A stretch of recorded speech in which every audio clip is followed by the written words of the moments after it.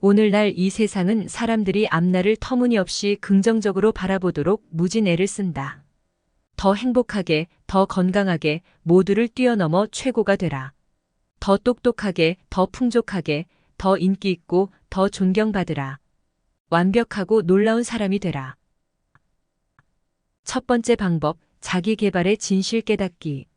하지만 가만히 생각해보면 인생에 관해 사람들이 흔히 떠들어대는 긍정과 행복으로 가득 찬 자기개발 조언은 사실 우리의 부족에 초점을 맞추고 있다. 이런 조언은 이미 우리가 자신의 결점과 실패로 자각하고 있는 부분을 파고들어 그것에 몰두하게 한다. 우리가 부자가 되는 비법을 배우는 건 나는 돈이 없다고 생각하기 때문이다. 거울 앞에 서서 나는 예쁘다고 주문을 거는 건 내가 예쁘지 않다고 여기기 때문이다. 연애와 인간관계에 관한 조언을 따르는 건 사람들이 날 싫어한다고 생각하기 때문이다.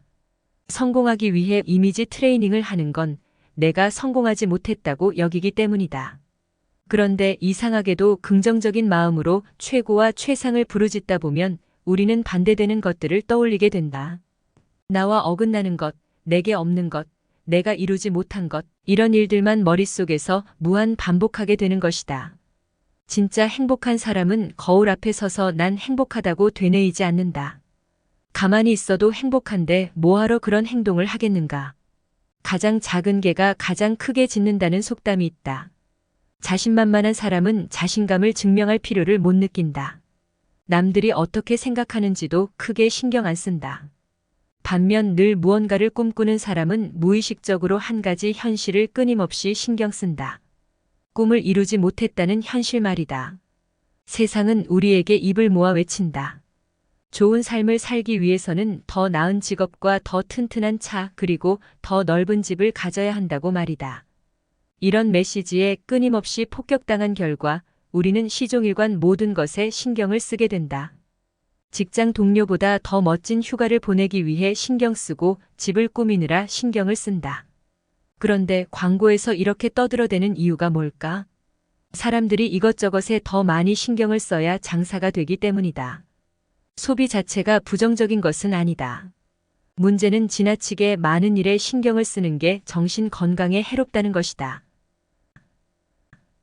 두 번째 방법, 코앞에 있는 진짜 중요한 문제에만 신경 쓰기.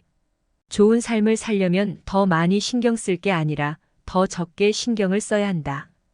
요컨대 오로지 코앞에 있는 진짜 중요한 문제에만 신경을 쓰라는 말이다. 조지 오웰은 코앞에 있는 것을 똑똑히 보려면 끊임없이 투쟁해야 한다고 말했다. 스트레스와 불안을 해결하는 방법은 바로 우리 코앞에 있다. 오늘날 우리는 셀 수 없이 많은 것을 볼 수 있고 할 수 있다. 그 덕에 셀 수 없이 많은 방식으로 기대에 못 미치고 부족하고 일이 생각처럼 풀리지 않는다. 이것은 우리의 내면을 갈기갈기 찢어놓는다. 기분이 다운돼 5분만 널브러져도 즐거운 인생을 살아가는 사람들의 사진 수백 장이 SNS에서 융단 폭격을 가한다. 이러함으로 우리에겐 신경 끄기가 필수다. 신경 끄기야말로 세상을 구할 것이다. 그러기 위해선 세상이 엉망진창이라는 것과 그래도 괜찮다는 것을 받아들여야 한다. 왜냐하면 세상은 여태 그래왔고 앞으로도 그럴 거니까. 알베르 카미가 말했다.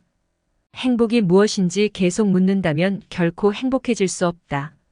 인생의 의미를 찾아 헤맨다면 결코 인생을 살아갈 수 없다. 한번 생각해보자.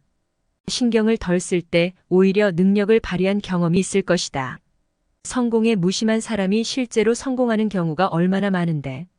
신경을 껐을 때 모든 일이 술술 풀렸던 경험 있지 않은가? 더 긍정적인 경험을 하려는 욕망 자체가 부정적인 경험이다. 그리고 역설적이게도 부정적인 경험을 받아들이는 것이 곧 긍정적인 경험이다. 철학자 앨런 와츠는 이것을 역효과의 법칙이라고 불렀다. 이 법칙에 따르면 기분을 끌어올리려 하면 할수록 점점 더 불안해진다. 뭔가를 바라는 행위는 무엇보다 내가 그걸 갖지 못했음을 강조하기 때문이다. 지금보다 부자가 되기를 간절히 바랄수록 실제로 내가 돈을 얼마나 버는지와는 무관하게 자신을 더 가난하고 하찮은 사람이라고 느끼게 된다. 더 행복하고 사랑받기를 열망할수록 주변에 누가 있는지와는 상관없이 더 외롭고 더 근심도 많아진다. 역효과 법칙을 역효과 법칙이라고 부르는 데는 다 이유가 있다. 신경 끄기가 역방향으로 작용하기 때문이다. 가령 체육관에서 고통을 추구하면 그 결과로 건강과 활력을 얻는다. 사업에 실패하면 성공하기 위한 필수 요소를 알게 된다. 불안을 기꺼이 받아들이면 사람들 사이에서 자신감과 카리스마를 뽐낼 수 있다. 힘들더라도 바른 말을 하면 상대의 신뢰와 존중을 얻는다. 가치 있는 것을 얻으려면 그에 따르는 부정적인 경험을 극복해야 한다. 고통 회피는 일종의 고통이다. 실패의 부정도 일종의 실패다. 고통은 삶이라는 옷감에 얽히고 설켜 있는 실오락이다. 삶에서 고통을 떼어낸다는 건 불가능할 뿐만 아니라 파괴적인 일이기도 하다. 그 한 가닥을 떼어내려면 옷감 전체가 풀려버리고 만다. 고통을 피하려면 고통에 지나치게 신경이 쏠리는 법이다. 반면에 고통에 신경을 끌 수 있다면 어떤 것도 당신 앞을 가로막지 못할 것이다. 우리 삶을 결정하는 건 무신경한 순간들이다.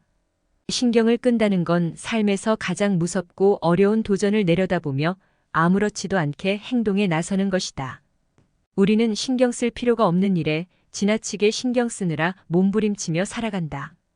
이를테면 주유소 종업원이 건방지게 거스름돈을 동전으로 준 것에 지나치게 신경을 쓴다.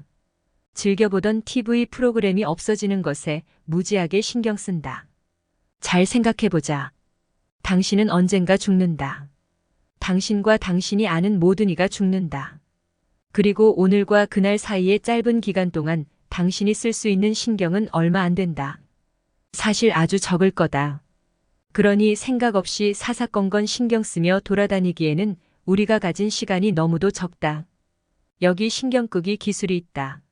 어떻게 하면 효과적으로 자기 생각에 집중해서 우선순위를 매길 것인가? 다시 말해, 어떻게 하면 잘 다듬은 개인적 가치관에 기초해 자신에게 중요한 것과 중요하지 않은 것을 선별할 것인가를 말하는 거다. 이건 엄청나게 어려운 일이다. 하지만 이것은 우리가 인생을 살아가면서 해볼 수 있는 가장 가치 있는 투쟁이자 유일한 투쟁일 것이다. 지식 담기였습니다. 함께 해주셔서 감사드립니다. 영상이 좋으셨다면 구독과 좋아요, 알림 설정 부탁드립니다.